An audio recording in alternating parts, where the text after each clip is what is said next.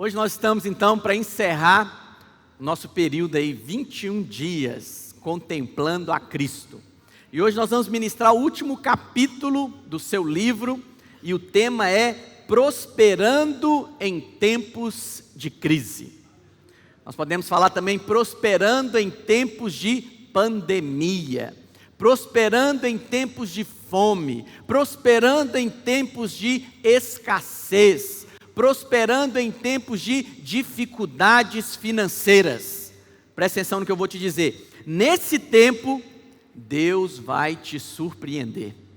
Nós vamos usar o texto, meditar na palavra de Deus, que fala a respeito da história de Isaac, está lá em Gênesis capítulo 26. Vamos ler aqui até o versículo 16. A palavra de Deus nos diz assim: sobrevindo fome à terra. Então foi um tempo de fome, de escassez, de crise.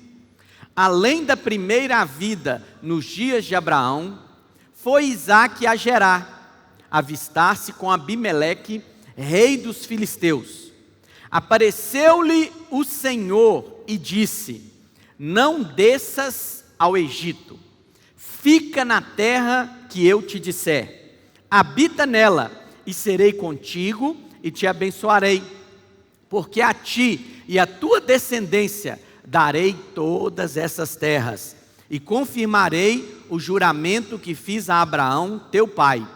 Multiplicarei a tua descendência como as estrelas dos céus, e lhe darei todas essas terras.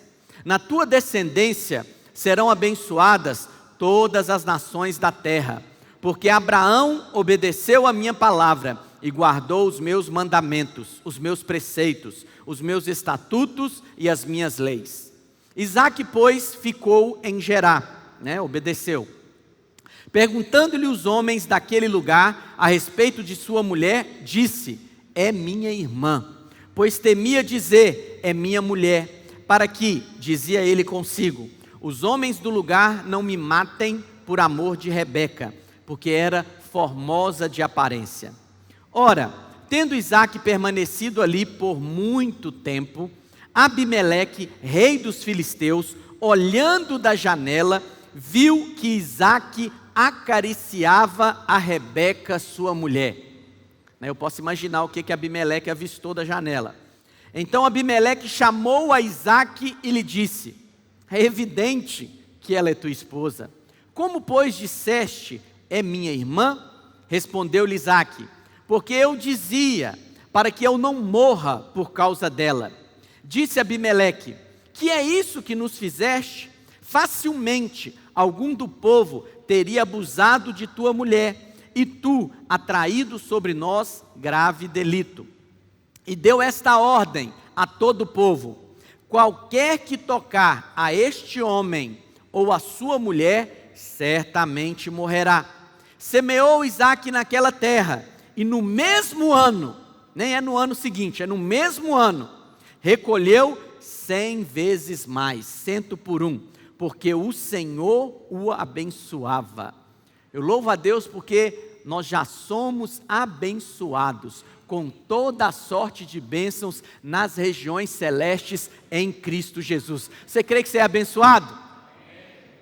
Enriqueceu-se o homem, é claro que ele ia ficar rico. Ele colheu no mesmo ano o resultado de 100 anos. 100 anos. O que outros fazendeiros demorariam 100 anos para colher, Isaac colheu no mesmo ano, 100 vezes mais. Então o resultado é que ele enriqueceu. E o que aconteceu? Prosperou, ficou riquíssimo. Possuía ovelhas e bois e grande número de servos, de maneira que os filisteus lhe tinham inveja. E por isso lhe entulharam todos os poços que os servos de seu pai haviam cavado, nos dias de Abraão, enchendo-os de terra. Disse Abimeleque a Isaac: aparta-te de nós, porque já és muito mais poderoso do que nós. Eu vou falar mais à frente para os irmãos, mas eu quero me adiantar aqui. Essa é uma consequência inevitável da prosperidade.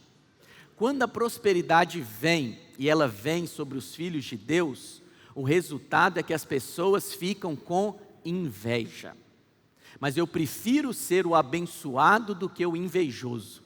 Eu prefiro ficar na minha casa desfrutando da bênção de Deus do que ser um invejoso na casa dele rangendo os dentes. Quando ele vê que a bênção de Deus está sobre a minha vida e ela aumenta cada dia mais. Quantos preferem ser os abençoados aqui? Eles vão tentar entupir os seus poços, vão tentar parar com a bênção de Deus sobre a sua vida, mas não tem como. Quanto mais eles tentam, mais a bênção de Deus se manifesta sobre a sua vida, porque a bênção de Deus sobre você, ela é irrevogável. Ninguém pode tirar a bênção de Deus sobre você. Se Deus declarou, vai vir chuva sobre a sua vida, quem é o homem que pode impedir a chuva de Deus de cair sobre você? Quantos são abençoados aqui?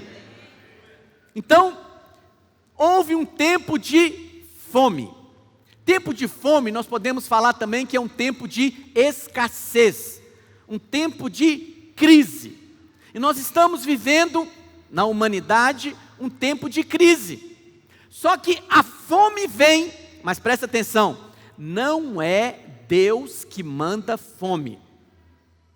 A fome não é a vontade de Deus. Porque se a fome fosse a vontade de Deus, no céu haveria fome. E no céu não há fome, no céu não há escassez, no céu só há abundância. Então é da vontade de Deus que os filhos de Deus desfrutem de abundância. Quantos dizem amém? Pastor, se é da vontade de Deus que os filhos desfrutem de abundância, por que então que a fome vem? Por que que a crise vem? Porque é nos tempos de crise que Deus manifesta a sua glória, que Deus manifesta o seu poder ilimitado. E é também nos tempos de crise que fica evidente a incapacidade do homem, a limitação do homem. É no tempo de crise, meu irmão, que Deus quer manifestar glória na sua vida. Sabe por quê? Porque nos tempos de abundância, pode ser que, como está todo mundo sendo abençoado, as pessoas não reconheçam Deus na sua vida. Mas no tempo que está tendo crise e as pessoas veem a bênção de Deus sobre você, você e elas não tem como dizer que aquilo é fruto de obra humana. Você e essas pessoas têm que declarar a bênção de Deus sobre a vida dessa pessoa. Amém, meus irmãos? Por isso que nós precisamos, em tempos de fome, olharmos para o céu.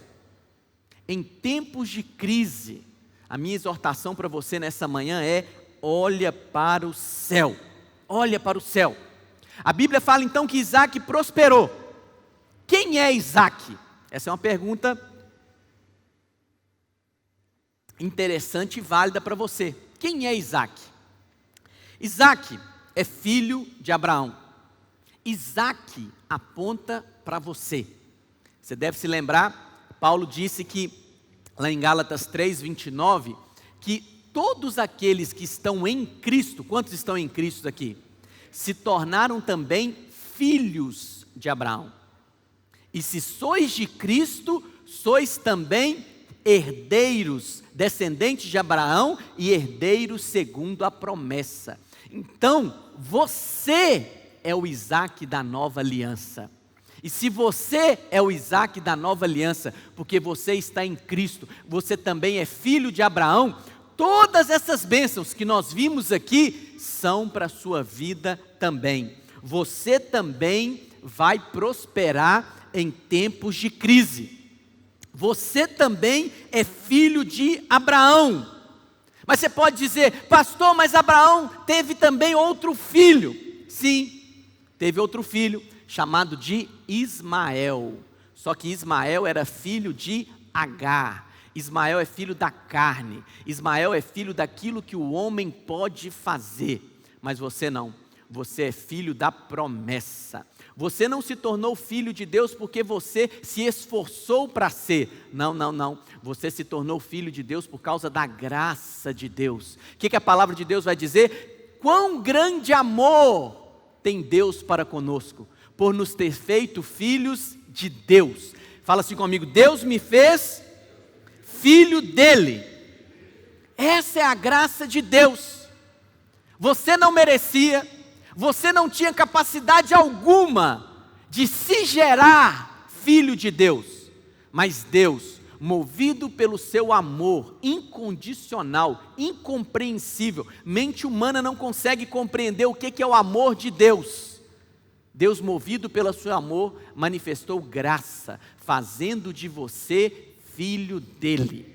E se você é filho dele, você também é filho de Abraão. E você é o Isaque da nova aliança. Portanto, você também experimenta de bênção no meio da crise. Isaque era filho. Isaque não fez nada para merecer a bênção. Isaque não teve que se esforçar para merecer a bênção. Isaque só recebeu a bênção porque ele era filho. E assim também somos nós. Nós recebemos a bênção de Deus porque somos filhos. É muito triste perceber que ainda alguns irmãos tentam merecer a bênção. Acham que se comportando bem, se esforçando, vão receber a bênção de Deus e abrem mão de receber a bênção de graça só porque é filho. Quantos são feitos filhos de Deus aqui? Então você é abençoado, assim como Isaque. Você não precisa barganhar com Deus. Você não precisa tentar fazer troca com Deus, para quem sabe, se você fizer a sua parte, Deus fará dele. Não, filho, você já foi feito filho de Deus, portanto você já é um abençoado. E nesta manhã, eu quero compartilhar com você alguns princípios que levou Isaque a desfrutar da bênção de Deus. E esses mesmos princípios você tem que aplicar na sua vida, aplicá-los na sua vida. Primeiro princípio: você é herdeiro como Isaque é. Mas, apesar de ser herdeiro, você ainda talvez não esteja na posse da herança. Então lembra disso. Deus já havia dado toda a terra para Isaque. Porém, naquela terra ainda estava um rei dos filisteus chamado Abimeleque. Então é assim, Deus já liberou a herança para a sua vida. Mas tem momentos que essa herança, apesar de ser sua, você ainda não esteja na posse dessa herança, apropriando-se dessa herança e desfrutando da herança que Deus tem para a sua vida. Vamos ler no versículo 2. O que Deus falou com Isaque? Não desças ao Egito. Fica na terra que eu te disser, habita nela, e serei contigo, e te abençoarei, porque a ti e a tua descendência darei todas estas terras, e confirmarei o juramento que fiz a Abraão, teu pai. O Senhor disse: Isaque, eu vou dar essa terra para você. Então, Isaque, não vá para o Egito. É interessante que essa ordem de Deus, não vá para o Egito, ela tem a ver com o que Abraão fez. A Bíblia diz que houve fome também no tempo de Abraão. Abraão é o pai de Isaque. E o que Abraão fez no tempo de fome? Desceu para o Egito. É como se Deus então estivesse dizendo para Isaque: Isaque, não faça como seu pai. Em tempos de crise, não desça ao Egito. Permaneça nessa terra que eu estou dando a você. Pastor, o que é o Egito? Bom, o Egito, irmãos, no Egito não chove. Até hoje o Egito, ele é uma área de deserto. Só que é uma coisa impressionante que mesmo não chovendo no Egito, o Egito ainda tem mantimento, tem provisão.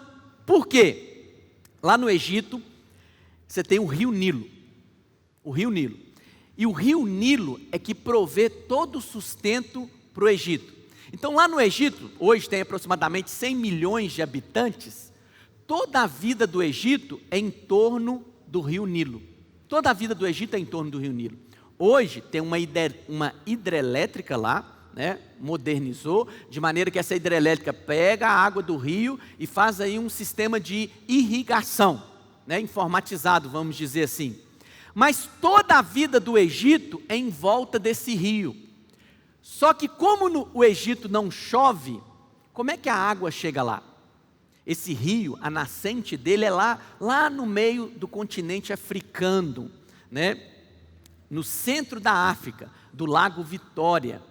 Lá na África chove, lá nessas montanhas a neve derrete e a água então vem irrigando e enchendo o rio. Então até no Egito eles têm que reconhecer, apesar de não chover lá, a água que eles têm também vem do alto, vem da provisão de Deus. Quantos dizem amém? Então, Deus falou com Isaac: Isaac, não desça ao Egito, permaneça nessa terra que eu vou dar para você. Só que naquele momento, tinha pessoas habitando na terra. Tinha um rei lá, chamado de Abimeleque. Aquela terra estava na mão dos filisteus. Mas o que o Senhor disse para Isaac? Isaac, pode olhar tudo. Isso aqui tudo eu vou dar para você. Se é possível fazer essa pergunta, como é que Deus pode dar algo que não é dele? Só que, irmãos, tudo é de Deus. O Senhor disse: meu é o ouro e minha é a prata. Toda essa terra é de Deus. Deus empresta ela para que os homens a utilizem. Entende o que eu estou dizendo? É como você tem uma casa e você ficou muitos anos fora dessa casa. E vieram invasores e começaram ali a morar na sua casa, mas você volta. E quando você volta, você encontra pessoas ali. O que você faz? Aciona a justiça para remover aqueles poceiros, porque aquela casa é sua. Eu digo para você, toda essa terra é de Deus. É de Deus. Primeiro, porque foi Ele quem criou. Segundo, porque através do sacrifício da obra do Calvário, o Senhor Jesus tomou de volta para Deus. Adão, quando ele pecou lá no Éden, ele deu para o diabo toda essa terra que Deus havia dado para ele. Mas o Senhor Jesus, na cruz do Calvário, pegou tudo de volta. Portanto, é de Deus. E o que Deus faz? Deus pega de um e dá para outro. Não é que Deus é um Robin Hood, né, que tira do rico e dá para o pobre. Não, tudo é de Deus. Deus faz transferência de riquezas. Isso está na Bíblia. Isso ainda hoje acontece no mundo. Em momentos de crise, o que acontece com algumas empresas? Você tem empresas solidificadas, empresas que já estão no ramo aí há muitos anos, e você acha que essa empresa vai permanecer muitos anos. Mas aí em tempos de crise, o que acontece? Surge uma outra empresa no mesmo ramo, e aquela empresa que outrora era grande, é transferido o mercado para essa empresa. Houve uma transferência. É isso que Deus faz. E nesse tempo, presta atenção no que eu vou te dizer. Deus vai transferir riquezas para você. Vai tirar de outros para dar a você. O que aconteceu no Egito?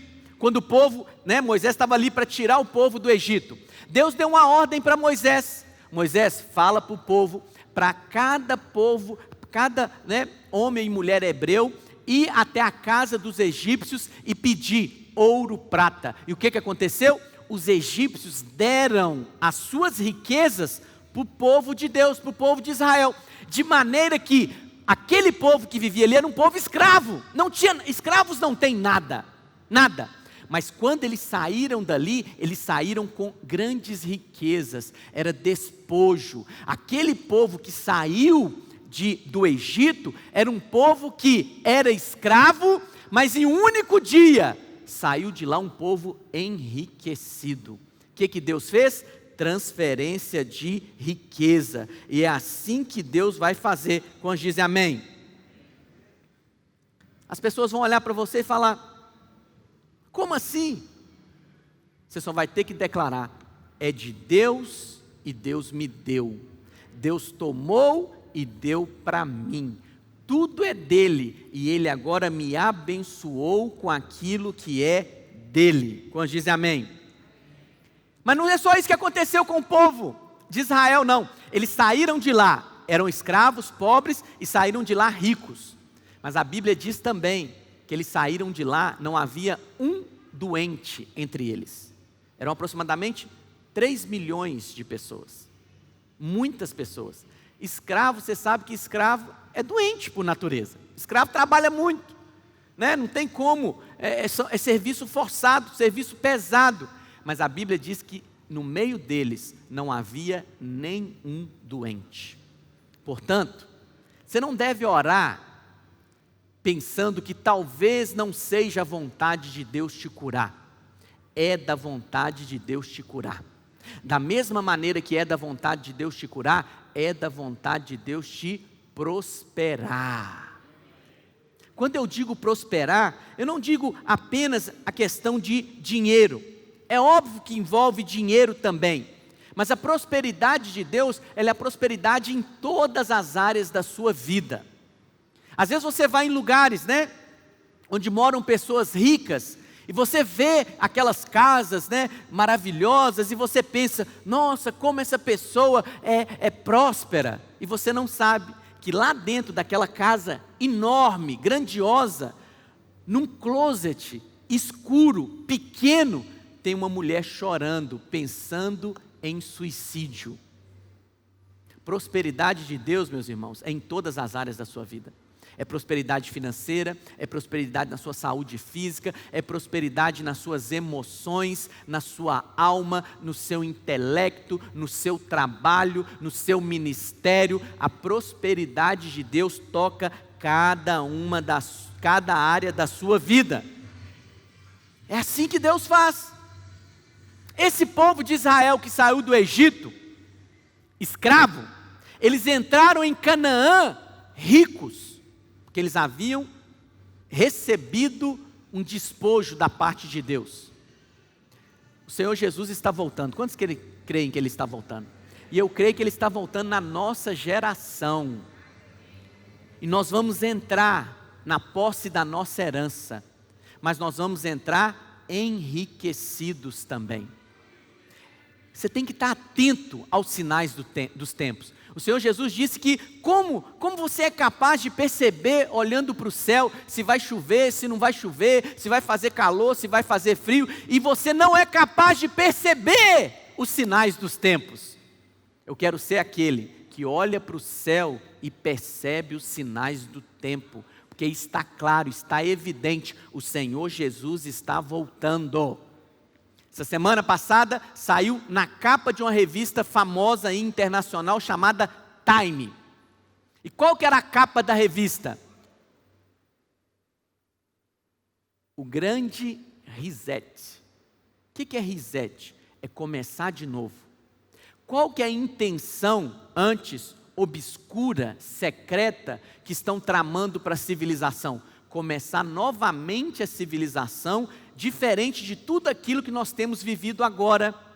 Porque, e nesse recomeçar a civilização, um dos pontos primordiais desse recomeço é estabelecer um governo mundial. Já está evidente, eles não estão escondendo mais isso. E por que o governo mundial é um sinal dos tempos? Porque lá em Apocalipse 13, diz que o anticristo, né, a besta e o falso profeta, eles vão exercer domínio sobre todo o mundo. Então, portanto, o cenário já está sendo estabelecido. E numa velocidade maior do que nós imaginamos. Quantos creem que o Senhor vai voltar na nossa geração? Eu creio disso, tenho plena convicção disso. Então, a herança já era de Isaac. Apesar dele ainda não se apropriar dela, porque tinha homens morando lá. O rei dos filisteus, Abimeleque. Mas o Senhor transfere riquezas. Mas o Senhor dá uma orientação. Segundo ponto aí. Para Isaac. Isaac, não desça para o Egito. Aqui tem algo, um princípio para a sua vida. Permaneça na posição da bênção. Está me entendendo? há uma posição em que você é abençoado. Você já é abençoado. Não é que Deus não queira te abençoar, mas para a bênção fluir na sua vida, você tem que estar na posição certa. E nós falamos isso por vários domingos. Só tem duas posições, é simples de você entender. Ou você está na posição da graça, do favor imerecido, onde a bênção flui, ou você está na posição do merecimento, na posição em que você acha que merece algo de Deus. E nessa posição, a bênção não flui. Não flui. Essa semana, eu emprestei um dos livros para uma pessoa, ela ainda não nasceu de novo, e eu perguntei para ela, e a leitura aí, né, do livro, o que você achou? E ela falou comigo assim, olha, achei interessante, mas tem coisa que eu não concordei. E eu disse, qual parte você não concordou? Eu não concordei quando o autor do livro fala que você recebe de Deus sem merecer. Isso é um absurdo. Como é que uma pessoa pode receber algo de Deus se ela não merece? Quer dizer que eu sou igual a um bandido? Eu sou igual a uma pessoa, né, que cometeu um crime? E eu disse para ela, olha, para receber de Deus é só quem não merece. Porque talvez você se olhe comparado com outros seres humanos. E às vezes você está bem na foto comparado com um estuprador, um assassino. Mas o padrão de Deus é Cristo. E comparado com Cristo, todos os homens estão perdidos. Homem nenhum consegue merecer a bênção de Deus. Isso é como se Deus estabelecesse o seguinte, olha, daqui no céu são 1000 quilômetros. E aí você então pega uma vara de salto e você começa a tentar saltar para chegar ao céu. E aí você, com muito treino, com muito esforço, você salta 10 quilômetros. Uau, saltar 10 quilômetros é algo tremendo, né, irmãos? Homem nenhum consegue isso. Mas eu pergunto para você, 10 quilômetros para 1000 é alguma coisa? Nada. Mas tem outro lá que ele salta, mas ele salta só 1 metro. E aí ele olha para o outro de 10 quilômetros e fala, nossa, eu não vou conseguir chegar nunca a 10 quilômetros. E o de 10 quilômetros olha e fala, olha como é que eu estou bem, eu saltei 10 quilômetros, aquele outro ali só 1 metro. Eu pergunto para você, todos os dois estão muito longe de alcançar o céu. Então pare de tentar. Você não vai conseguir alcançar o céu com o seu próprio esforço. Só há uma maneira, só há um caminho. Esse caminho é o Senhor Jesus Cristo. Então essa é a posição da bênção, a posição da graça. E olha, por que Deus falou para Isaac, Isaac, não desça ao Egito? Né? Porque o que significa Egito? Lá em Deuteronômio 11, o versículo 10 diz assim, porque a terra que passais a possuir não é como a terra do Egito. O Egito aponta para o mundo. O que Deus está dizendo? Isaac, ali para o povo de Israel, a terra que vocês vão possuir, que é a terra de Canaã, ela não é como a terra do Egito. As coisas de Deus não funcionam como as coisas do mundo. O reino de Deus não é como o reino aqui desse mundo. Você não pode tentar receber coisas do reino de Deus usando princípios do mundo. Não é assim que funciona. Como é que era o Egito? De onde você saiu? Continuando o texto aí, o versículo. Você semeava a semente e com o pé você arregava, como se fosse uma horta. Mas a terra que você vai possuir, ou está possuindo, é terra de montes, terra de vales, e é da chuva dos céus que beberá a sua água. Então o que é o Egito? O Egito aponta para tudo aquilo que é natural. Natural. E quando eu falo de natural, eu falo tudo aquilo que está em oposição ao que é espiritual. Qual que é o problema de alguns irmãos? É que eles são naturais. Mas filho, presta atenção no que eu vou te dizer. Se você quer a bênção, quantos querem a bênção aqui? Você tem que ser espiritual.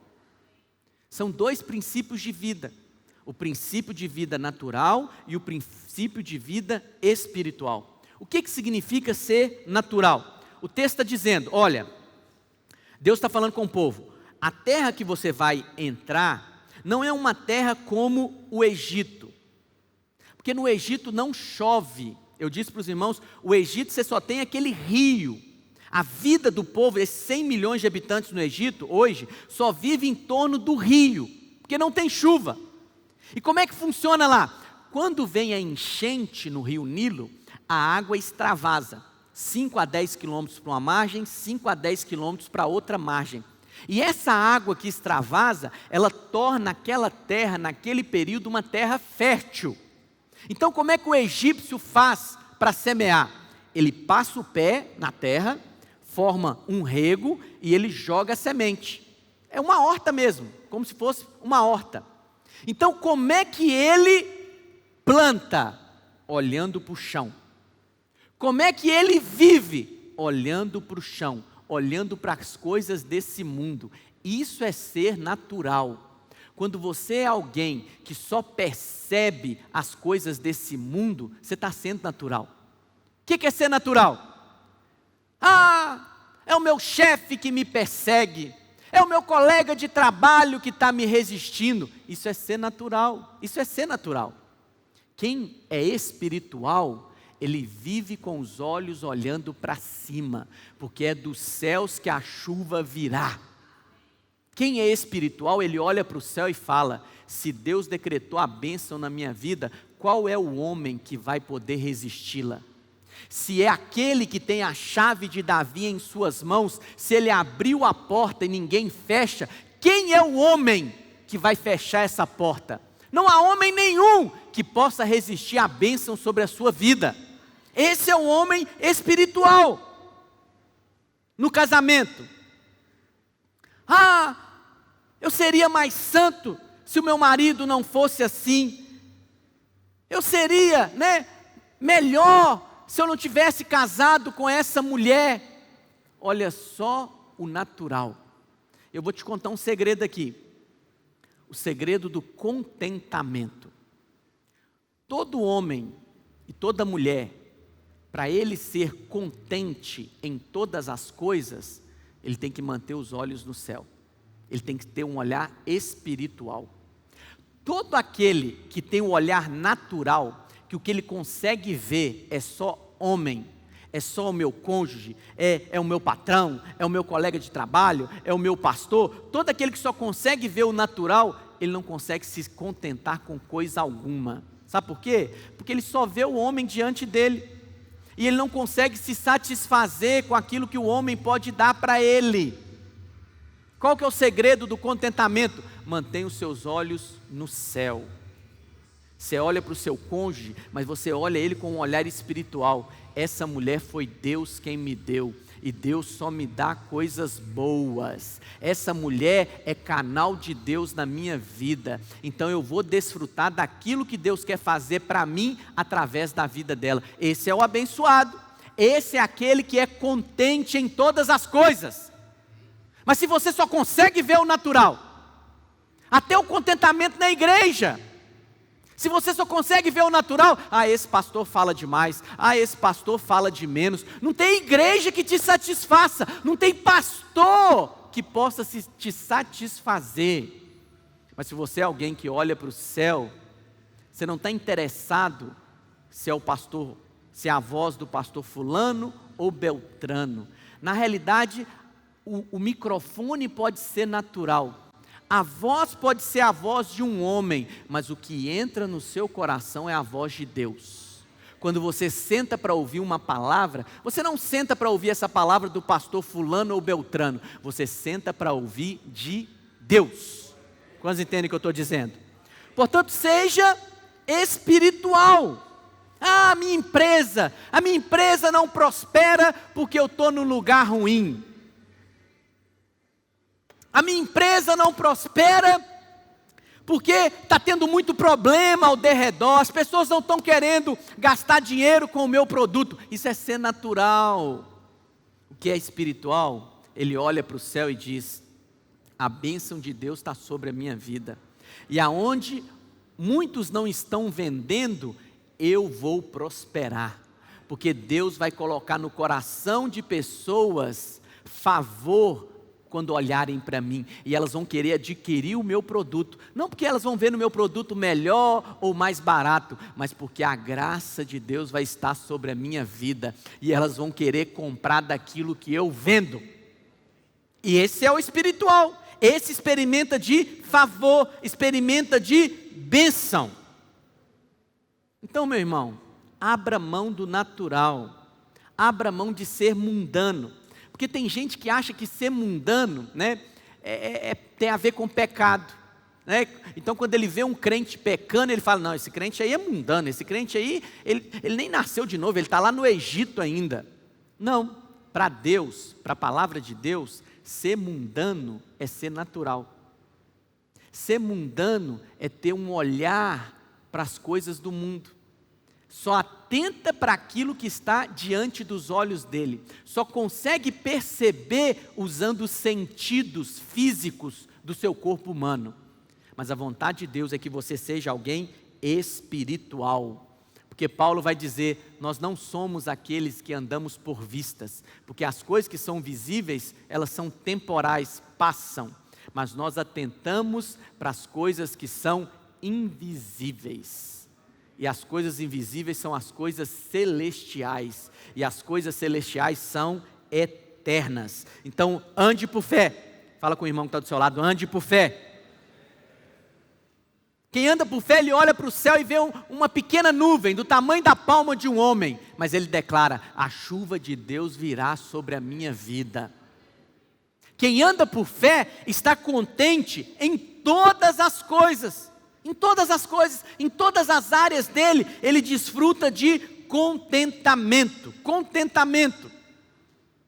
Por isso, quando você está vendo uma pessoa descontente, pode saber, ele está andando no natural. Ele só está conseguindo enxergar as coisas naturais. Ele está sendo como um egípcio, corcunda, que só olha para o chão. Você tem que exortá-lo. Irmão, ergue os olhos, olha para o céu. Quando Deus se encontrou com Abraão, lá em Gênesis 15, Abraão estava cabisbaixo, abatido, desanimado. Deus aparece para ele numa visão. E Deus fala, eu sou o teu escudo, o teu galardão será sobremodo grande. E Deus traz Abraão para fora. E Deus faz o que com Abraão? Olha para o céu, conta as estrelas, ergue a cabeça. Quando eu falo erguer a cabeça e olhar para o céu, né, não seja natural, achando que você vai ter que andar pela rua, olhando para o céu, que você vai tropeçar e vai cair. Quando eu falo olhar para o céu, é atentar para as coisas do Espírito, meu irmão. O homem e a mulher de Deus que tem os olhos fitos no céu, olhar para o céu, olhar para Cristo, é contemplar Cristo. Não há abatimento que venha sobre a vida dele. As circunstâncias podem estar no natural, totalmente desfavoráveis para ele, mas ele mantém os olhos nos céus e ele sabe, eu tenho bom ânimo, porque ele venceu o mundo. Aleluia! Tem pessoas que acham que o que traz contentamento é uma posição geográfica. Então elas moram, né, num país, no Brasil, fala, se eu morasse nas Américas, nos Estados Unidos, eu seria mais feliz. Então ele muda para os Estados Unidos, atravessa o México lá, né? Mas não é o seu caso, e entra lá. Chegando lá, eu era feliz e não sabia, lá que era vida. E o que ele faz? Pega um avião de volta e volta para o Brasil. Assim que chega no Brasil, no aeroporto, ele olha e fala, não, aqui é ruim demais, as paredes todas pichadas, parece uma nação sem civilização, é lá que é melhor, é na Europa. E ele não sabe, ele está perdendo tempo sendo descontente, olhando só para o natural, enquanto ele podia se contentar em todas as coisas olhando para o céu. E sabe o que é precioso? Tem céu em todo lugar. Tem céu aqui, tem céu nos Estados Unidos, tem céu na Europa, porque o sol se põe sobre todos, todos. Então não é o lugar que vai trazer contentamento e alegria na sua vida. onde você está, você pode desfrutar da bênção de Deus e de contentamento. Quantos dizem amém? O que te faz feliz é olhar para o céu. Olhar para o céu. Seja como o Senhor Jesus. O Senhor Jesus estava para multiplicar os pães. O que a Bíblia diz que ele fez? Ergueu os olhos aos céus e, tendo dado graças, o que aconteceu com os pães? Multiplicaram. O que Jesus fez? Não atentou para a multidão faminta ao redor dele. Não ficou olhando para aquilo que ele tinha em mãos, só 5 pães e 2 peixinhos. Não, ele ergueu os olhos aos céus. A arca de Noé, Deus mandou Noé construir a arca, só tinha uma porta. Por que só tinha uma porta? Todos que tivessem que entrar por aquela arca, era só aquela porta, porque aponta para o Senhor Jesus. Só há um caminho para o homem ser salvo, é o Senhor Jesus Cristo. Mas é interessante que Deus mandou Noé construir uma janela, só que essa janela não era na lateral da arca, essa janela era no teto, o que é algo estranho. Quem é que constrói janela no teto? Mas era a ordem de Deus. Por quê? Porque Deus não queria que eles ficassem olhando para o lado e vendo a calamidade que estava acontecendo ao derredor. Corpos boiando, animais boiando, né? Pessoas gritando. Não, ele queria que Noé e a sua casa só olhassem para o céu. Olha para o céu. Em dias de crise, em tempos de fome, essa é uma exortação, meu irmão. Olha para o céu.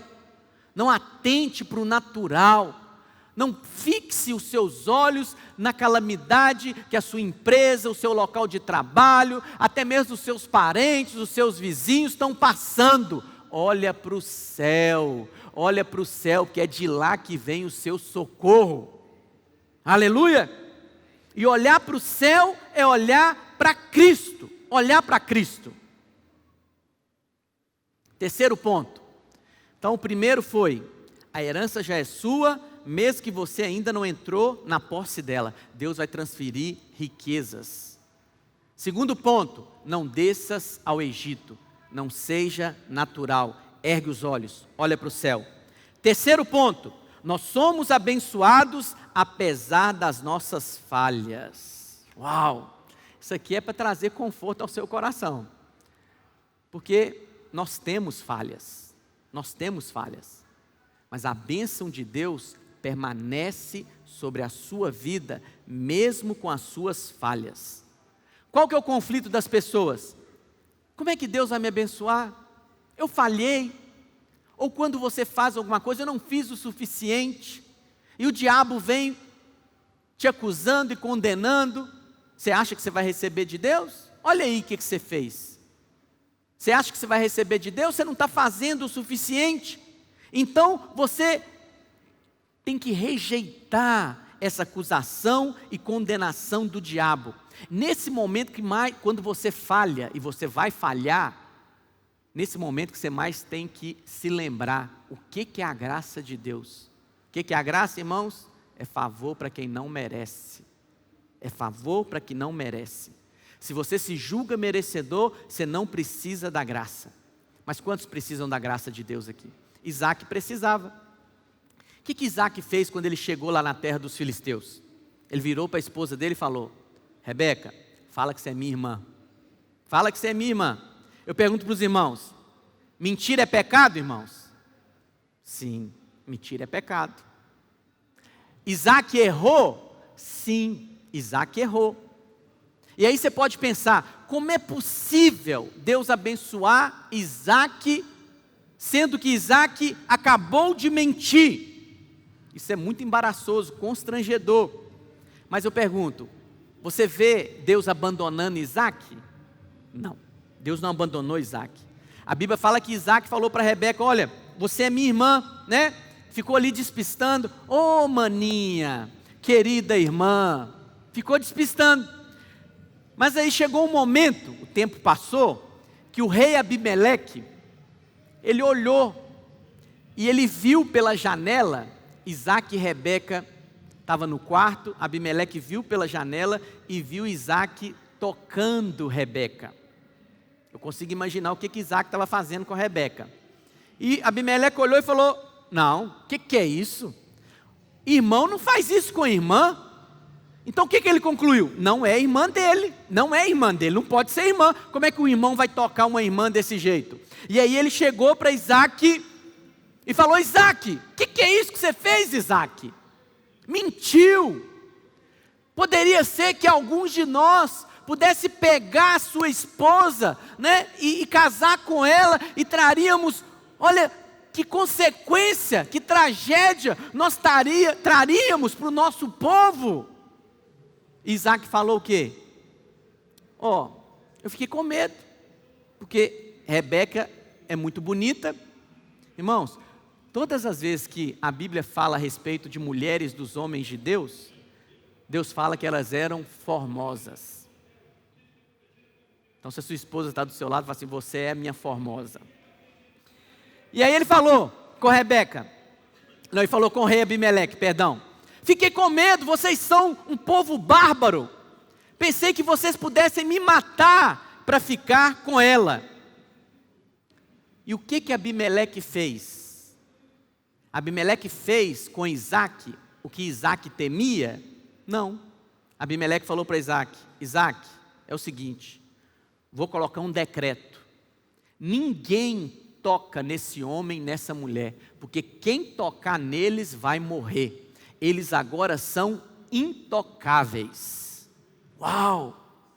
Isaac fez a bagunça e Deus arrumou a bagunça para ele. Você tem feito bagunças na sua vida? Pois creia, Deus vai arrumar para você. Quantos têm fé o suficiente para isso? Pastor, mas isso aí não é um tipo de pregação que vai levar as pessoas a aprontarem, a fazerem bagunça? Não! O meu desejo não é te estimular a fazer bagunça, não faça. Bagunça vai trazer tristeza para você. O meu desejo é mostrar para você que mesmo que você tenha feito a bagunça, Deus vem para arrumar a sua bagunça. O que o Salmo 23, Davi vai dizer? Projeta, por favor, Salmo 23. O Senhor é o meu pastor e nada me faltará. Agora, atenta para o pronome que ele usa. Versículo 2. Ele me faz repousar em pastos verdejantes. Ele me leva para junto das águas de descanso. Ele refrigera a minha alma. Ele me guia pelas veredas da justiça, por amor do seu nome. Mas agora ele muda o pronome, ele muda o pronome, ele fala: ainda que foi ele que me levou para o vale da sombra da morte? Não, fui eu. Ainda que eu não tenha pensado direito, ainda que eu falei o que não deveria ter dito, não pensei nas consequências das minhas palavras, não pensei nas consequências das minhas escolhas, ainda que eu tenha feito a bagunça, e por causa disso eu fui parar no vale da sombra, no vale da morte, o que ele falou? Não temerei mal nenhum, porque tu estás comigo. Quando é o pastor que guia, e esse pastor que é o Senhor Jesus, ele só te leva para águas de descanso, ele só te leva para pastos verdejantes, ele só te leva para lugares que vão refrigerar a sua alma. Mas acredite em mim, tem momentos que você faz bagunça, e mesmo nesses momentos, ele vem em seu socorro, e ele vem te dizendo: filho, não se preocupe, papai vai arrumar a bagunça para você. Uau! É preciso de revelação, não é, irmãos? Muita revelação. Para você entender isso, mente humana nenhuma consegue compreender. Para você descansar nessa verdade da palavra de Deus, só por revelação. Mas eu declaro sobre a sua vida revelação da parte de Deus para compreender isso. Quando o pastor encontra lá no vale da sombra da morte, o que ele faz com a ovelha que se extraviou? Ele pega a ovelha, Ele coloca a ovelha nos ombros, ele leva a ovelha de volta para casa e ele faz festa para celebrar com os amigos. Esse é o pastor. É isso que o Senhor Jesus faz com você. Quando você vai, por causa da sua bagunça, parar no vale da sombra e da morte, Ele vai lá com você e te traz de volta, te guia novamente para pastos verdejantes, te leva novamente para águas de descanso, aonde você vai encontrar refrigério para a sua alma. Ele te guia para veredas da justiça. Por quê? Por amor do nome dEle. Aleluia! Aleluia, meus irmãos. Porque é assim. O pastor estava contando uma experiência de uma irmãzinha, uma jovem, que ficou grávida, né? Não era casada. E aí ela chegou lá no culto e falou com o pastor: Pastor Aloísio, eu queria consagrar o meu filho ao Senhor. Eu posso? E o pastor fala, naquele momento, o Espírito falou com ele. E ele falou para aquela menina: olha, você pode, deve, e eu vou te falar outra coisa. Essa criança vai ser profeta de Deus às nações. Essa criança vai ser refrigério na sua vida. Essa criança vai cuidar de você na sua velhice. E ela vai amar tanto você como mãe, como muitos filhos não amam muitas mães, mas Deus vai transformar essa bagunça em bênção na sua vida. Porque você, ao contrário de Adão, quando Adão fez a bagunça, o que Adão fez? Se escondeu entre as árvores. Mas você não fez isso. Você veio fazer como Zaqueu. Você subiu na árvore, sobe aqui na plataforma, se expõe, porque é uma exposição, mas você vem se mostrar ao Senhor e fala: Senhor, eu venho consagrar o meu filho ao Senhor. Sabe o que Deus faz? Arruma essa bagunça. Arruma essa bagunça. Portanto, quando você provoca bagunça, não se esconda do Senhor. Não se esconda entre as árvores, como Adão e Eva fizeram. Faça como Zaqueu, se exponha ao Senhor. E todas as vezes que você se expõe ao Senhor, o Senhor não deixa de percebê-lo. O Senhor vem ao seu encontro e Ele fala para você: eu vou arrumar a bagunça que você fez. Aleluia, irmãos. Então não importa a circunstância. Como é que Deus vai fazer isso? Fui eu que provoquei. Como é que é o ditado aí no mundo? Você que fez, se vira, arruma. Arruma primeiro. Como é que você vai consertar? Vai chegar diante de Deus desse jeito? Conserta as coisas primeiro. É esse engano que tem mantido muitas pessoas fora da igreja. Filhos de Deus fora da comunhão. Por quê? Porque eles acreditam que precisam primeiro se lavar do chiqueiro. Precisam primeiro trocar de roupa, para depois voltar para a igreja. Mas seja como o filho pródigo. Chega com cheiro de chiqueiro. Chega com roupa suja. E o seu pai vai providenciar vestes novas para você. Ele, ninguém se limpa para tomar banho. Pois é, meu filho, você não precisa se limpar para entrar debaixo do sangue de Jesus. É o sangue de Jesus que te limpa e te purifica de toda injustiça. Aleluia, aleluia. Ruth fala de um outro tempo de fome. Olha o que diz, Ruth 1, versículo 1. Houve fome na terra de novo. Então, muito cuidado com tempos de fome, com tempos de crise. Porque é nesses tempos de crise que Deus vai mostrar o seu poder. Mas preste atenção no que eu vou te dizer. É em tempos de crise que você é testado. Que você é testado. Olha o que vai dizer o texto. Nos dias em que julgavam os juízes, houve fome na terra. E um homem de Belém, Belém em hebraico é Betlehem, que significa casa do pão. Então houve fome na casa do pão. E o que ele fez, Elimeleque? Saiu de Belém e foi morar em Moabe. Moabe era uma terra que não tinha a bênção de Deus. Moabe eram os descendentes lá do incesto, né, que as filhas de Ló tiveram um deles, né? Eram os amonitas e os moabitas, que as filhas de Ló tiveram com ele, depois que Sodoma e Gomorra foi destruída. E Moabe era uma cidade, um povo amaldiçoado. Mas Elimeleque foi para lá. Este homem chamava Elimeleque. Ele e a sua mulher Noemi tinham 2 filhos, Malom e Quilion. E lá naquela terra de Moabe morreu Elimeleque e morreram os seus 2 filhos.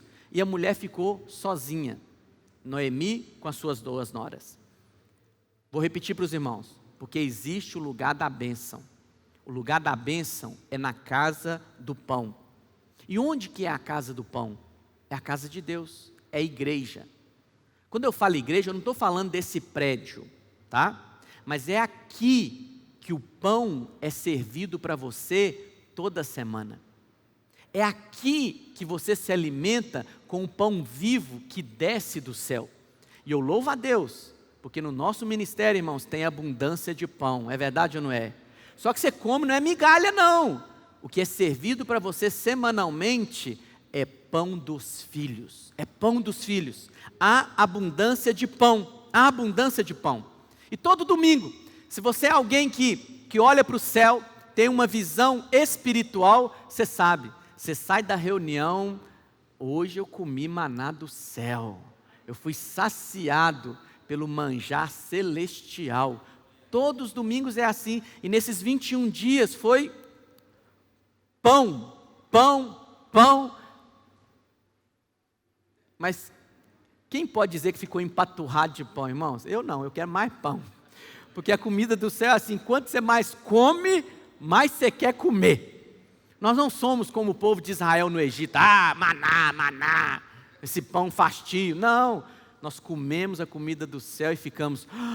qual vai ser a próxima comida? Qual vai ser o próximo alimento? Não é verdade? Todo domingo é uma expectativa para aquilo que Deus vai nos servir. Então Noemi ficou sozinha, com uma das suas noras chamada Ruth. Versículo 6. Então se dispôs ela com as suas noras e voltou da terra de Moabe, porque ouviu que o Senhor lembrara do seu povo dando pão. Aonde é que o Senhor deu pão? Lá em Moabe? Não. Deus deu pão na casa do pão, em Belém, em Belém. Aí você fala, mas essa família bagunçou tudo. Eles saíram da casa do pão, foram para uma terra amaldiçoada, e agora a mulher volta, ainda volta trazendo uma moabita. Uma mulher lá da terra, pois é, Ruth. Ruth era uma moabita, era alguém pertencente a um povo amaldiçoado, que não podia fazer parte da congregação do Senhor até a 3ª e 4ª geração. Mas a Bíblia diz que porque ela foi buscar pão na casa do pão, ela chegou lá e casou com o homem mais rico da cidade. Voltou pobre, miserável, sem um tostão no bolso, mas chegou lá e casou com o homem mais rico da cidade. Só isso já era bênção. Mas ainda ela foi participante da genealogia do Messias. Ruth está citada lá em Mateus, quando fala da genealogia do Senhor Jesus Cristo. É bênção ou não é, irmãos? Então fique na casa do pão, não saia da casa do pão. Lá em Lucas 15, tem a história do jovem pródigo, né? A Bíblia conta, o Senhor Jesus conta que tinha um homem, um pai, que tinha 2 filhos. Um desses filhos, foi até dado o nome da parábola, a parábola do filho pródigo. Ele pediu a herança e ele juntou tudo que ele tinha e saiu para uma terra distante. E lá ele gastou tudo dissolutamente. E houve fome. Versículo 14. Depois de ter consumido tudo, sobreveio àquele país uma grande, o que, irmãos? Fome. Mais uma vez a fome. Percebe que fome aqui é só um símbolo para crise. Deus permite, não é Deus que manda. Deus permite que as crises venham. Por quê? Veio crise na vida de Noemi, agora está vindo crise na vida desse jovem aqui, porque aquele jovem, passando fome, no meio de uma crise, o que muitos não tinham esperança mais, quem pode convencer esse jovem a voltar para casa? Ninguém pode convencê-lo. Mas o que a crise fez com ele, na hora que ele estava com fome? Estou aqui com fome, mas na casa do meu pai, do que ele se lembrou? Na casa do pai tem abundância de quê? Pão. comida. Na casa do meu pai tem abundância, é a casa do pão, é a casa do pão. E eu estou dizendo para você, aquele jovem, quando ele voltou para casa, faminto, assim como Noemi e Ruth voltaram para Belém, o que o pai fez com ele? O pai falou: prepara o novilho cevado. Novilho cevado é o boi que é alimentado para fazer churrasco. Era tempo de fome, mas na casa do pai tinha comida para engordar boi, para fazer festa. Você sabe que tempo de fome para eles naquela época era tempo de seca, porque eles eram agricultores. Então não chovia. Se não chovia, a terra estava seca. Se a terra estava seca, não tinha capim para o boi. Então o que aquele novilho cevado era alimentado? Com pão, com trigo. Tinha comida para alimentar a família, os servos, e tinha comida em abundância ainda para engordar boi. E aquele jovem chegou, veio de um lugar onde ele era rejeitado, no meio de porcos, disputava comida com porco, mas ele chega em casa e é celebrado. Mas quando é que ele recebeu luz? A lucidez voltou para ele, quando ele estava no tempo de crise. Tempos de crise é tempos de você cair em si. Infelizmente, tem muitas pessoas que, se não passarem por uma crise, elas não caem em si. Enquanto tem a abundância, elas não se lembram de Deus, não lembram que foi Deus que fez, Deus que deu. E às vezes elas, como aquele filho pródigo, saem da casa do pão. Mas no tempo de escassez, a lucidez vem. E eles voltam para a casa do pai. Mas como é que o pai o recebe? Fazendo as contas? Olha o dinheiro aí que você gastou. Não, o pai nem toca em dinheiro. O pai fala: olha, depois que você saiu, eu fiquei mais rico ainda. Vou te dar um cartão black para você gastar o tanto que você quiser. Essa é a casa do pai. Essa é a casa do pai. Amém, meus irmãos? Essa é a casa do pai. Quando eu digo isso, eu não estou falando para você, te estimulando a sair prodigamente por aí, não. Não, a minha exortação é: fica na casa do pai. Fica na casa do pão. Quando diz amém? E isso, irmãos, não é uma mera palavra motivacional. Não, isso é palavra de Deus. Isso é a verdade do Evangelho.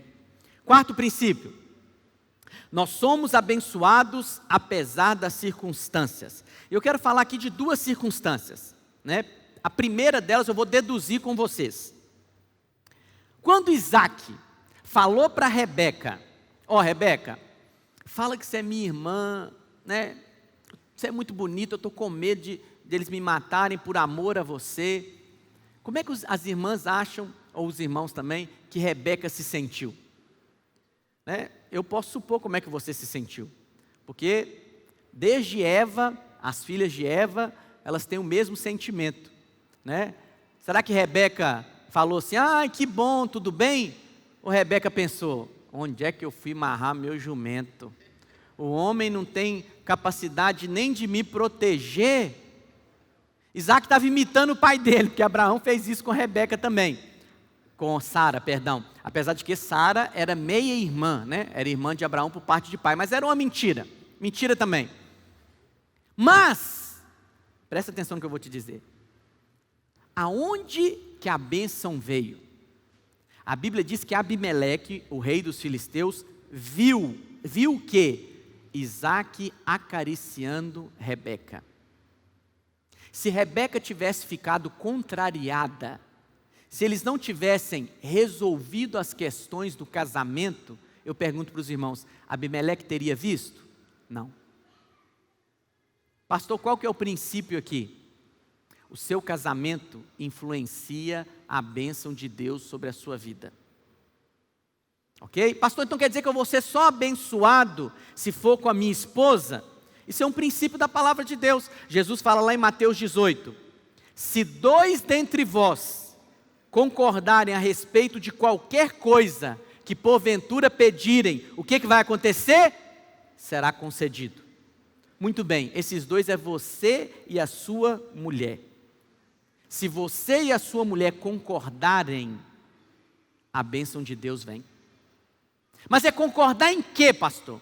É concordar nos planos, nos projetos? Não. É concordar que a vontade de Deus tem que ser feita no casamento de vocês. É concordar que não é a minha vontade como marido, não é a minha vontade como esposa, é a vontade de Deus. É concordar que não adianta brigar, a briga não vai resolver o problema, é ir para a cama, se ajoelhar e buscar a vontade de Deus. Porque tem marido que tem vergonha de orar na frente da mulher, mas de ficar pelado com a mulher não tem vergonha, mas orar tem, né? O que é uma coisa assim, estranha, tem algo errado aí. Mas quando os dois decidem em concordância buscar a vontade de Deus para todas as questões, a bênção de Deus vem. A bênção de Deus vem. Quantos dizem amém? Quando eu digo isso, eu não estou dizendo, né, que não vai ter mais problema no seu casamento, que o seu casamento agora vai ser propaganda de margarina. Não! Haverá lutas, as falhas ainda existem, mas porque vocês concordaram em colocar a vontade de Deus acima das suas próprias vontades, a bênção de Deus se manifesta. É isso que traz o favor de Deus, é vocês olharem para o céu. Mas quando você decide ser mundano, você acha que o problema é a sua mulher que não concorda, que a sua mulher não cede, você acha que o seu problema é o seu marido que é teimoso. Enquanto você é natural, só consegue ver o seu cônjuge, a bênção fica retida. Mas quando vocês dois, em concordância, buscam a vontade de Deus em primeiro lugar, o céu se abre sobre a sua casa. E uma escada é colocada ligando a sua casa aos céus. E anjos de Deus descem e sobem por essa escada. E os anjos vão pelejar contra o diabo e os seus demônios que se levantam contra a sua casa. Segunda coisa, Isaac semeou em tempo de fome. O que significa tempo de fome? Tempo de fome é uma outra maneira de dizer que era um tempo de seca, não chovia. Só que Isaac semeou, e a Bíblia diz que ele semeou e colheu 100 vezes mais. Em um ano, ele colheu o resultado de 100 anos. Qual que é o princípio aqui? Que tem algumas pessoas que creem que você deve semear em terra fértil. Ah, eu não vou semear aqui nessa igreja, eu vou semear ali, porque ali é uma terra fértil. Só que isso é um engano. Isaac semeou numa terra seca. Porque a bênção não está sobre a terra, a bênção está sobre você. Você. Então você deve semear a semente independente da terra. Ah, a minha igreja, esse pastor, ele não é um pastor fértil. O meu ministério não é um ministério fértil, é uma terra seca. Eu não vou semear nesse ministério. Presta atenção, a bênção está sobre você. Você é o abençoado. Aonde você chega, a bênção chega. José, o que a Bíblia diz acerca de José? José foi semeado na casa de Potifar, um comandante egípcio, mas José era a semente. E o que aconteceu com a casa de Potifar? Deus abençoou a casa de Potifar por causa de José. Você é o abençoado. Aonde você semeia, a bênção de Deus faz com que a sua semente frutifique, germine. O que Deus falou com Isaac? Oh, fica na terra, não vá para o Egito, porque é nessa terra que eu vou te abençoar. Em vez de Isaac ficar como os egípcios faziam, né? Olhando para o chão, vendo a terra seca. Não, Isaac olhou para o céu. Olhou para o céu, e porque ele estava olhando para o céu, porque ele estava contemplando Cristo, olhando para o Senhor, ele lançou a semente. E o que aconteceu com a semente que foi lançada? Germinou, frutificou 100 vezes mais. A vontade de Deus é te prosperar. O que Salmo 35, 27 diz? Cantem de júbilo, e se alegrem os que têm prazer na minha retidão. E digam sempre, glorificado seja o Senhor, que se compraz quer dizer tem prazer. Tem prazer em quê, meus irmãos? Na prosperidade do seu servo. Fala assim comigo, Deus tem prazer na minha prosperidade. Irmãos, a bênção de Deus já foi decretada na sua vida. E agora eu vou entrar no outro princípio. Mas Deus determinou a maneira de abençoar você. No Velho Testamento, a maneira que Deus abençoava era através da semeadura e da colheita. Mas muitos ficam pensando, mas como é que eu posso semear se eu não tenho nem para mim mesmo? Existe um princípio espiritual. Para você semear, é óbvio que você tem que ter a semente. E quando você lança a semente, aquela semente então vai germinar, vai nascer uma árvore, mas essa árvore vai nascer cheia de frutos, e esses frutos têm mais sementes. Então você colhe os frutos, uma parte você come, consome, outra parte você faz uma nova semeadura. E isso gera o quê? Um ciclo de bênção na sua vida. Mas pastor, como é que eu começo esse ciclo? A palavra de Deus vai te responder essa pergunta. O Senhor Jesus vai responder isso. Olha o que a palavra de Deus diz. 2 Coríntios 9, versículo 10. Ora, aquele que dá semente ao que semeia. Quantos são semeadores aqui? Então Deus te dá semente. Reconheça que tudo procede do céu. Ninguém, irmãos, ninguém dá nada para Deus. Nós só devolvemos aquilo que nós ganhamos. Você só devolve aquilo que você recebeu de Deus. Mas a primeira semeadura, o Senhor está te garantindo, eu te dou a semente. Talvez você não está conseguindo enxergar a semente, né? Talvez você não está conseguindo percebê-la, mas o Senhor vai te contar qual é a sua semente, porque Ele é fiel. Se Ele falou que dá semente, Ele te deu a semente. E pão para alimento, e Ele suprirá a vossa sementeira, de que? Multiplicar os frutos da sua justiça. É Deus quem concede a semente. E olha, a semente, ela é apenas um instrumento, o canal de prosperidade na sua vida. Fala assim comigo, eu creio que eu recebi a semente das mãos de Deus, e eu vou semeá-la, e eu creio que ela vai germinar e produzir sementes em abundância. Para nós encerrarmos, queria chamar os irmãos do louvor aqui. A Bíblia fala que os filisteus tinham o que de Isaac, irmãos? Inveja. Inveja, porque Isaac prosperou. Presta atenção no que eu vou te dizer. A inveja sempre está por detrás das contendas, das brigas. Mas o invejoso nunca admite que tem inveja. Não é verdade? Ele nunca tem coragem para admitir que a contenda é porque ele está com inveja. E por ele não admitir que está com inveja, porque se ele admitisse, né, ele poderia até ficar livre dela. Vai ficar livre dela. Mas olha, essa é a parte que cabe a todos nós. Todo aquele que, quantos querem prosperar aqui? Todo aquele que prospera, a inveja vai vir. Mas junto com a prosperidade virá a inveja, e com a inveja virá a perseguição.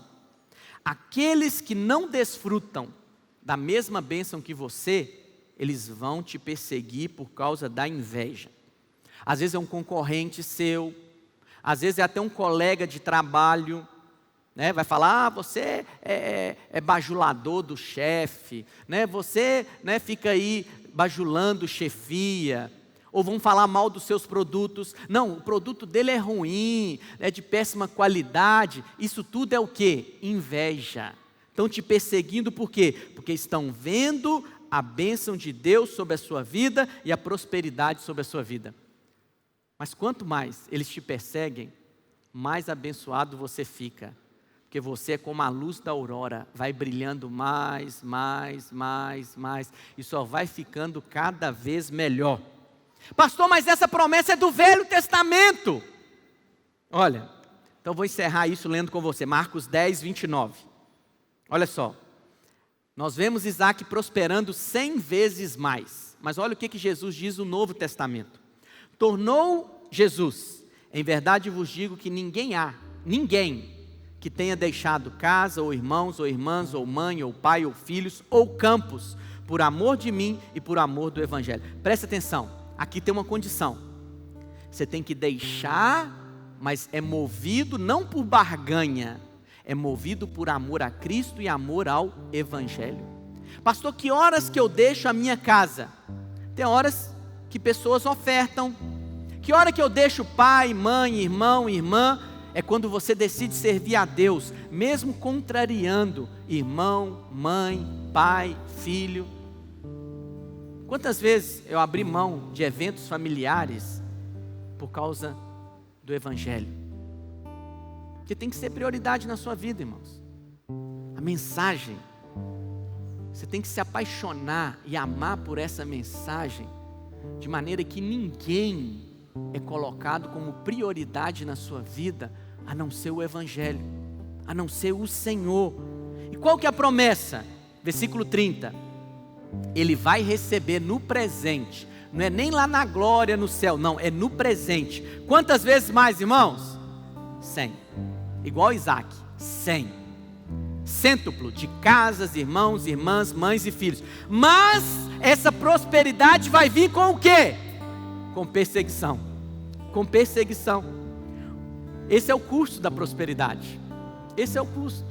E olha, é inevitável que a perseguição venha, mas é melhor ficar do lado dos prósperos.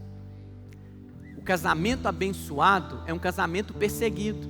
O profissional abençoado é um profissional perseguido. Há um ditado aí no mundo: ninguém joga pedra em árvore que tem frutos podres, só quer derrubar fruto maduro, meu filho, maduro. Mas há uma promessa de Deus: nessa vida vai receber 100 vezes mais. No tempo de crise, 100 vezes mais. Queria que você ficasse em pé. Quero orar por você e depois nós vamos participar da mesa do Senhor. Erga suas mãos ao Pai. Pai, eu oro agora pelos teus filhos. Senhor, eu declaro a bênção do Senhor sobre a vida dos teus filhos.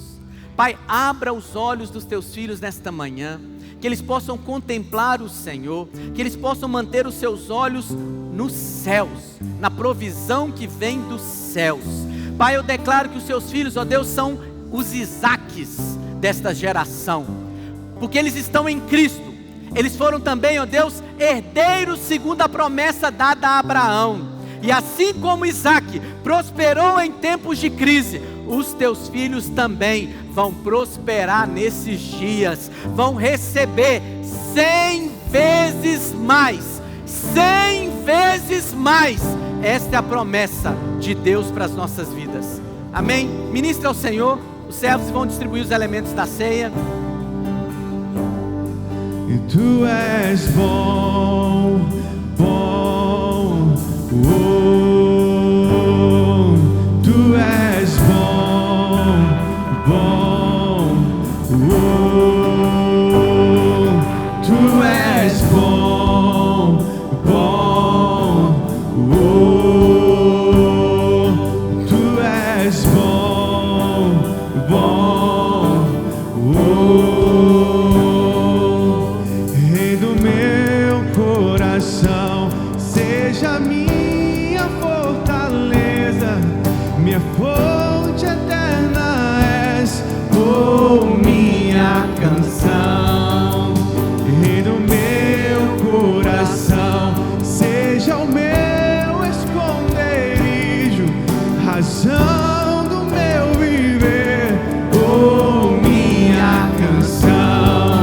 Tu és bom, bom, tu és bom, bom,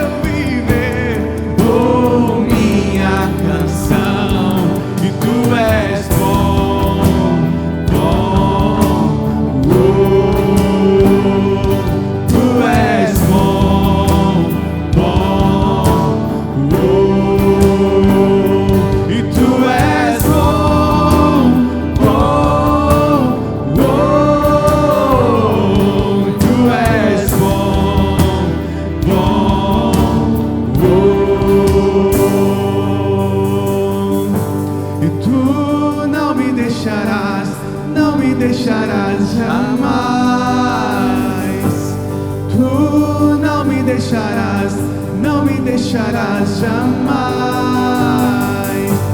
Tu não me deixarás jamais. Tu não me deixarás jamais. Aleluia, aleluia. Feche os seus olhos. Erga o seu pão aos céus. Fala assim comigo: este pão é o corpo do Senhor Jesus. Diga: Ele era o trigo que veio para esta terra, foi semeado, morreu, ressuscitou, germinou e produziu muito fruto. Diga: Ele passou pelo processo de ser moído e depois assado no fogo da ira de Deus, mas agora Ele se tornou pão que desceu do céu, e eu estou na casa do pão. Diga: na casa do meu Pai tem muito pão. Eu estou comendo agora, não uma migalha, mas pão dos filhos. Diga: eu creio que ao comer desse pão, toda maldição, toda enfermidade é removida da minha vida, em nome de Jesus. Erga o seu cálice, feche os seus olhos. Esse é o momento de você não pensar em você. Não é uma reunião para acusação, condenação, mostrar suas falhas, te acusar e condenar. Não, é uma reunião para nos lembrarmos de Cristo. É uma reunião para nos lembrarmos o quanto fomos perdoados.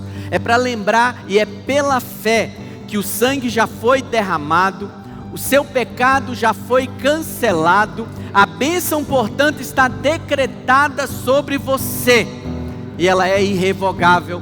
Ninguém pode tirar mais de você.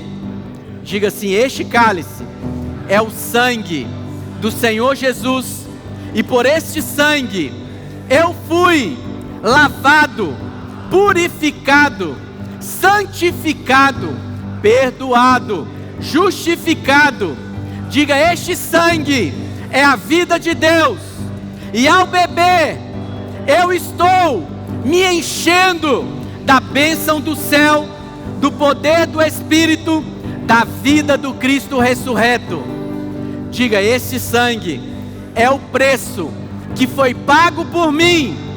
Diga: eu fui comprado, não sou mais meu, eu pertenço a Ele, Ele é o meu Senhor, e por esse sangue eu piso na cabeça do diabo e declaro: eu sou mais que vencedor, e sobre mim não há mais nenhuma condenação e nenhuma culpa, porque eu fui liberto em nome de Jesus. Coma do pão, beba do cálice, e assim nós vamos encerrar a nossa campanha de 21 dias de jejum e oração.